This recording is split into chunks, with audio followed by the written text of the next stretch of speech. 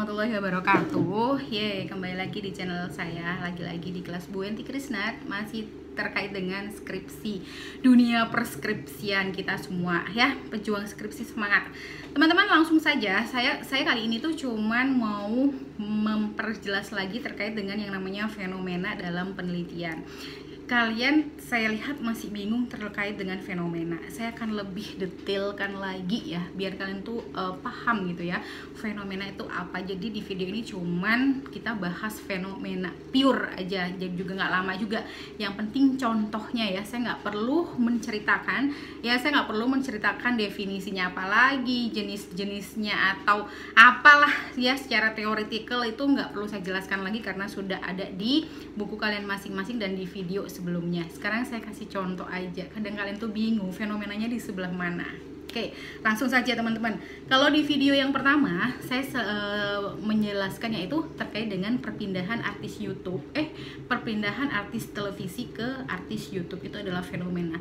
Gini, 5 tahun terakhir banyak artis televisi pindah ke YouTube ya, itu fenomena. Datanya kamu harus punya, semuanya harus dibarengi dengan data.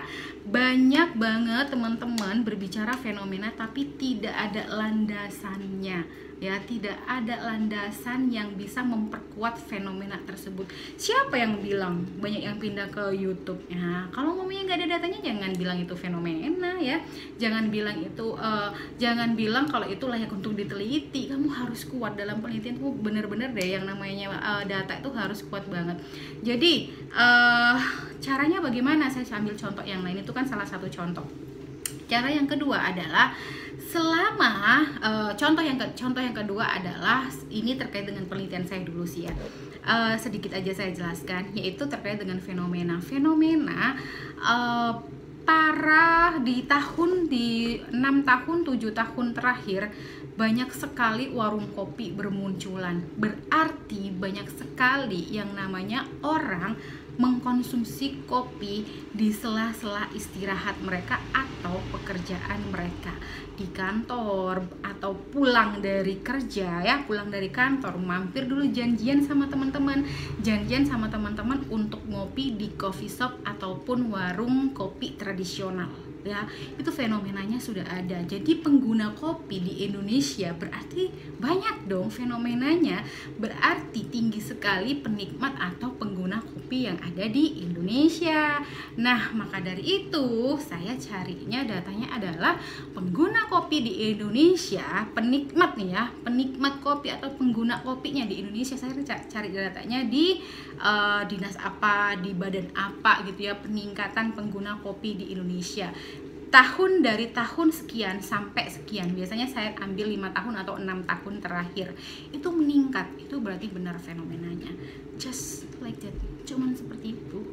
Fenomena itu gampang banget kan ya, umpamanya itu fenomena. Jadi kamu bilang ada fenomena, kamu bilang ada perubahan, kamu bilang ada yang namanya gejala gitu ya, gejala kan itu ya, perubahan dari psikografi, gaya hidup si konsumen gitu ya, gaya hidup si konsumen dari tahun ke tahun terkait dengan ngopinya. Itu dicari datanya ya, paham ya dari sini. Apalagi contohnya, oke, kalau mamanya perusahaan 5 tahun terakhir ternyata banyak sekali perusahaan di bidang industri di bidang fertilizer, yaitu dunia pupuk ya, atau yang lainnya ya. Banyak sekali di Indonesia ini beberapa perusahaan 5 tahun terakhir menggunakan yang namanya sistem A ya, sistem A terkait dengan bagaimana cara mempertahankan kinerja karyawan, mungkin SDM ini, mungkin ya SDM. Beberapa tahun terakhir, yaitu 5 tahun terakhir, kamu cari tuh datanya yang namanya perusahaan-perusahaan yang memakai sistem A selama 5 tahun terakhir. Ada 10 perusahaan atau 20 perusahaan sudah 5 tahun ini menggunakan sistem A untuk mengetahui kinerja karyawan. Itu fenomena. Gampang ya, sebenarnya gampang, itu sederhana sekali ya.